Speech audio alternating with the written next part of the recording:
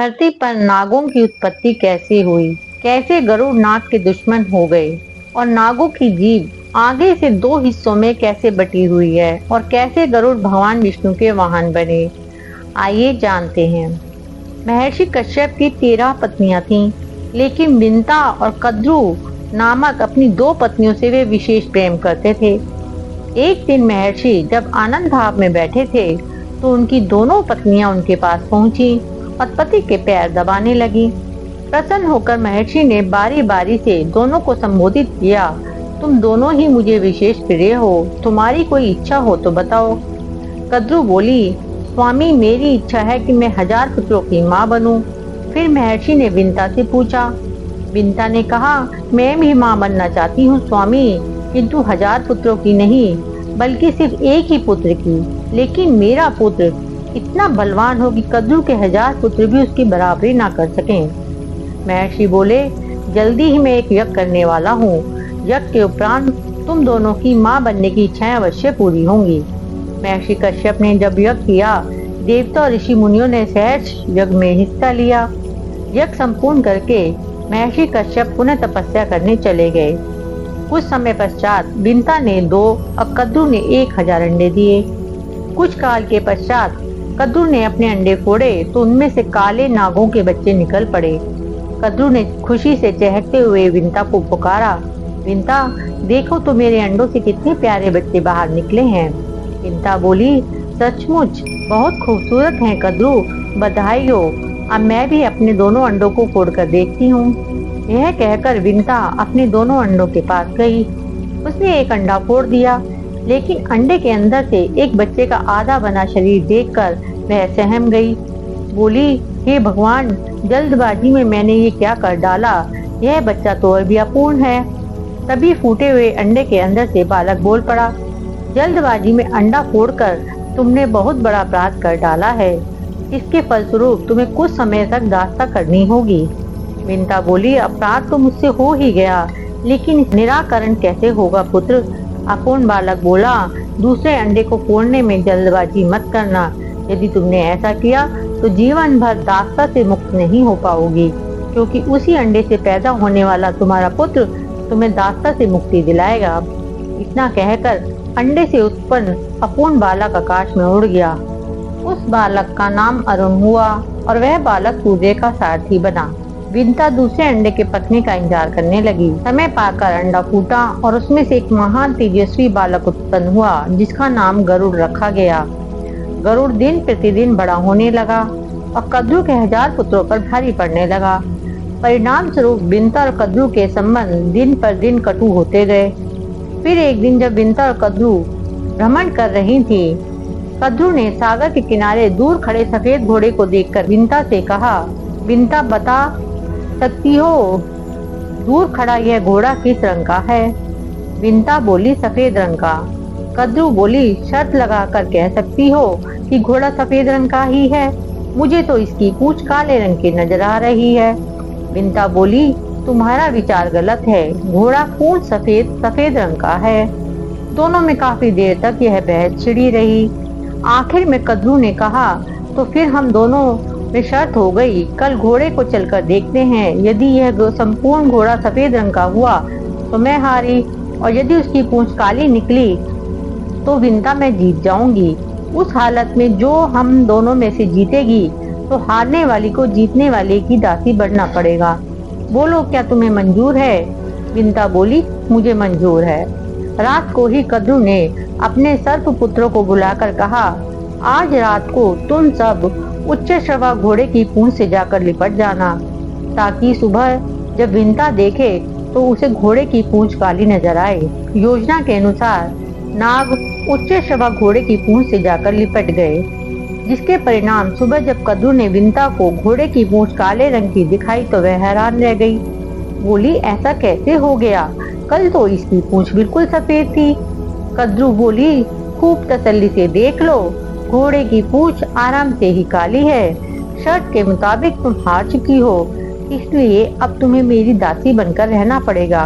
विवशता पूर्वक विंता को कद्रु की दासा स्वीकार करनी पड़ी। माता को उदास देखकर गरुड़ ने पूछा, क्या कोई ऐसा उपाय नहीं है जिससे आप कद्रू की दास्ता से मुक्त हो जाएं? विंता बोली, यह तो कद्रू से ही पूछना पड़ेगा। यदि वह प्रसन्न हो जाती है तो मुझे दास्ता से मुक्त कर देगी। गरुड़ अपनी माता विंता को लेकर कद्रू के पास पहुंचा और कहा, क्या ऐसा नहीं हो सकता कि आप मेरी माता को अपनी दास्ता से मुक्त कर दें? कद्रू बोली, हो सकता है, बशर्ते कि तुम मेरे पुत्रों को अमृत लाकर दे दो। यह सुनकर गरुड़ सोच में पड़ गया। उसने अपनी माता से पूछा, माँ, अमृत कहाँ मिलेगा जिसे लेकर मैं तुम्हें दासी जीवन से मुक्त कर सकूं? विंता ने कहा, अमृत का पता तो तुम्हारे पिता ही बता सकते हैं पुत्र, तुम उन्हीं के पास जाकर पूछो। गरुड़ महर्षि कश्यप के पास पहुंचा। कश्यप अपने पुत्र को देखकर बहुत प्रसन्न हुए और गरुड़ से उसके आने का कारण पूछा। गरुड़ ने कहा, पिताश्री, मैं अमृत लेकर अपनी माता को दास्ता से मुक्ति दिलाना चाहता हूँ। कृपया मुझे बताइए कि अमृत कहाँ मिलेगा? महर्षि बोले, पुत्र, देवराज इंद्र ने अमृत की सुरक्षा के लिए बहुत व्यापक प्रबंध कर रखा है, वहाँ तक पहुँचना कठिन है। गरुड़ बोले, इंद्र ने कितनी ही कड़ी सुरक्षा प्रबंध क्यों ना कर रखी हो, मगर मैं अमृत ले आऊंगा। आप मुझे सिर्फ उस स्थान का पता बता दीजिए। महर्षि कश्यप ने गरुड़ को इंद्र का पता बता दिया। गरुड़ ने फिर पूछा, पिताजी, मुझे भूख बहुत लगती है, कृपया मुझे यह भी बता दीजिए कि इस लंबे मार्ग में मैं क्या खाकर अपना पेट भरूं? महर्षि बोले, अमृत जिस स्थान पर रखा है उस सरोवर तक पहुंचने में तुम्हें वक्त लग जाएगा। इस बीच समुद्र के किनारे तुम्हें निषादों की अनेक बस्तियां मिलेंगी। ये निषाद बहुत पतित हैं और इनके आचरण असुरों जैसे हैं। तुम इन्हें खाकर अपनी भूख मिटा लेना। गरुड़ बोला, और उसके बाद भी पेट ना भरा तो? महर्षि बोले, सरोवर के अंदर एक विशाल कछुआ रहता है और उसके साथ ही वन में एक महा भयंकर हाथी भी रहता है। दोनों ही बहुत क्रूर और आसुरी प्रवृत्ति के हैं। तुम उन्हें भी खा सकते हो। पिता का आदेश पाते ही गरुड़ अमृत सरोवर की ओर बढ़ चला। मार्ग में उसने निषादों को खाकर अपनी भूख मिटाई। फिर अमृत सरोवर पर पहुंचकर कछुए और हाथी को अपने पंजों में दबाया और दोनों को खाने के लिए किसी उचित जगह की तलाश में उड़ चला। सोमगिरी पर्वत पर लहलहाते ऊंचे वृक्षों को देखकर जैसे ही उसने एक वृक्ष पर बैठना चाहा तो उसके भार से वृक्ष की शाखा टूटकर नीचे गिरने लगी। यह देख गरुड़ तुरंत उड़ा और दूसरे वृक्ष पर जा बैठा। जिस शाखा पर वह बैठा उस शाखा पर उसने उल्टे लटके हुए ऋषियों को तपस्या करते देखा, लेकिन वह शाखा उनके भार से टूटकर नीचे गिरने लगी। यह देख गरुड़ ने शाखा को चोंच में दबाया और हाथी तथा कच्छप को पंजे में दबाए हुए वह अपने पिता की आश्रम की ओर उड़ चला। कश्यप के आश्रम में गरुड़ ने उड़ते उड़ते अपने पिता से पूछा, पिताजी, मेरे भार से उस पेड़ की शाखा टूट गई है जिस पर कुछ ऋषि उल्टे लटके तपस्या कर रहे थे। मुझे बताइए, अब मैं इस शाखा को कहाँ छोड़ूं? महर्षि कश्यप बोले, तुमने बहुत अच्छा किया पुत्र, जो सीधे यहाँ चले आए। शाखा से उल्टे लटके हुए ये बाल खिल्ले ऋषिगण हैं। अगर इन्हें कष्ट पहुंचा तो इस शाप देकर तुम्हें भस्म कर देंगे। गरुड़ बोले, तो फिर बताइए अब मैं क्या करूं? महर्षि बोले, ठहरो, मैं ऋषिगण से प्रार्थना करता हूँ कि वे अपना स्थान छोड़कर नीचे आ जाएं। महर्षि कश्यप ने ऋषिगणों से प्रार्थना की कि बाल खिल्ले ऋषियों ने कश्यप की प्रार्थना स्वीकार कर शाखा छोड़ दी और वे हिमालय में तपस्या करने चले गए। चोंच में दबी शाखा को नीचे फेंककर गरुड़ ने भी आनंद से कछुए और हाथी का आहार किया और तृप्त होकर पुनः अमृत पाने के लिए उड़ चले। गरुड़ अमृत सरोवर के पास पहुंचे तो अमृत की रक्षा करते हुए महाकाय देवों और अमृत कलश के चारों ओर घूमते हुए चक्र को देखकर वह हैरान हो गए। उसने सोचा कि ये देव और चक्र देवराज इंद्र ने अमृत कलश की सुरक्षा के लिए लगाए हुए हैं। चक्र में फंसकर मेरे पंख कट सकते हैं, इसलिए मैं अत्यंत छोटा रूप धारण करके इसके मध्य में प्रवेश करूंगा। गरुड़ को देखकर एक देव ने कहा, यह कोई असुर है जो वेश बदलकर अमृत चुराने यहाँ आ पहुँचा है, हमें इसे खत्म कर देना चाहिए। दोनों देव विद्युत गति से गरुड़ पर टूट पड़े, लेकिन गरुड़ ने अपने पंजों से और तीखी चोंच से इन्हें इतना घायल कर दिया कि शीघ्र ही वे दोनों बेहोश होकर गिर पड़े। गरुड़ ने अमृत कलश पंजों में दबाया और वापस उड़ गया। होश में आते ही दोनों रक्षक देव घबराए हुए इंद्र के पास पहुंचे और गरुड़ द्वारा अमृत कलश ले उड़ने की घटना बता दी। यह सुन के इंद्र चकित होकर बोला, ऐसा कैसे हो गया? सरोवर में रहने वाले विशाल कछुए और तट पर रहने वाले महाकाय हाथी का क्या हुआ? देवों ने कहा, उन दोनों को भी उस विशाल गरुड़ ने अपना भोजन बना लिया। यह सुनकर इंद्र अपनी देव सेना की एक टुकड़ी साथ लेकर वज्र उठाए इंद्रपुरी से निकले और गरुड़ की खोज में आगे बढ़ चले। आकाश मार्ग में उड़ते हुए शीघ्र ही उसने गरुड़ को देख लिया और अपना वज्र चला दिया। इंद्र के वज्र का गरुड़ पर कोई असर नहीं हुआ। उसके डैनों से सिर्फ एक पंख वज्र से टकरा कर नीचे आ गिरा। देव गरुड़ पर टूट पड़े, लेकिन कुछ ही समय में गरुड़ ने उन्हें अपनी पैनी चोंच से मार मार कर अधमरा कर दिया। यह देख इंद्र सोचने लगे, यह तो महान पराक्रमी है। मेरे वज्र का इस पर जरा भी असर नहीं हुआ, लेकिन मेरे वज्र के प्रहार से पहाड़ तक टूट के चूर्ण बन जाते हैं। ऐसे पराक्रमी को शत्रुता से नहीं, मित्रता से काबू में करना चाहिए। यह सोचकर इंद्र ने गरुड़ से कहा, हे पक्षीराज, मैं तुम्हारी वीरता से बहुत प्रभावित हूँ। इस अमृत कलश को मुझे सौंप दो और बदले में जो भी वर मांगना चाहो तो मांग लो।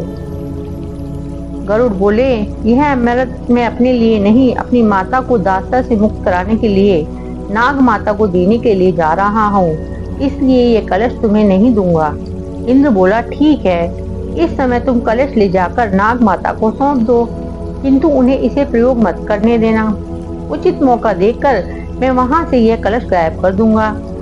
गरुड़ बोले, अगर मैं तुम्हारी बात को मान लूं तो मुझे बदले में क्या मिलेगा? इंद्र बोले, तुम्हारा मनपसंद भरपेट भोजन, तब मैं तुम्हें इन्हीं नागों को खाने की इजाजत दे दूंगा। गरुड़ बोला, यही तो मैं चाहता हूँ। नाग मेरे स्वादिष्ट भोजन है, किंतु एक ही पिता की संतान होने के कारण मैं इन्हें कहते हुए हिचकता हूँ। अब मेरी हिचक दूर हो गई। अब मैं आपके कथनानुसार ही कार्य करूँगा। यह कहकर गरुड़ अमृत कलश लेकर कद्रु के पास पहुँचे और उससे बोले, माते, मैंने अपनी प्रतिज्ञा के अनुसार अमृत कलश ले आया हूँ। अब आप अपने वचन से मेरी माता को मुक्त कर दो। कद्रु ने उसी क्षण विंता को वचन से मुक्त कर दिया और अगली सुबह अमृत नागों को पिलाने का निश्चय कर वहां से चली गईं। रात को उचित मौका देखकर इंद्र ने कलश उठा लिया और पुनः उसी स्थान पर पहुंचा दिया जहां वह रखा हुआ था। दूसरे दिन सुबह जब नाग वहां पहुंचे तो अमृत कलश गायब देखकर दुखी हुए। उन्होंने उस कुशा को ही जिस पर अमृत कलश रखा था चाटना आरंभ कर दिया, जिसके कारण उनकी जीभ 2 हिस्सों में फट गई। गरुड़ की मात्र भक्ति से प्रसन्न होकर भगवान विष्णु गरुड़ के सम्मुख प्रकट हो गए और बोले, मैं तुम्हारी मात्र भक्ति देखकर बहुत प्रसन्न हूँ पक्षीराज। मैं चाहता हूँ कि अब से तुम मेरे वाहन के रूप में मेरे साथ रहा करो। गरुड़ बोला, मैं बहुत भाग्यशाली हूँ प्रभु, जो स्वयं आपने मुझे अपना वाहन बनाना स्वीकार किया। आज से मैं हर क्षण आपकी सेवा में रहूंगा और आपकी सेवा छोड़कर कहीं नहीं जाऊंगा। इसी तरह उस दिन से पक्षीराज गरुड़ भगवान विष्णु के वाहन के रूप में प्रयुक्त होने लगे। गरुड़ के भगवान विष्णु की सेवा में जाते ही देवता भय मुक्त हो गए और चूंकि नागों के छल के कारण गरुड़ की मां विंदा को दासता स्वीकार करनी पड़ी, इसीलिए नाग और गरुड़ एक दूसरे के दुश्मन हुए।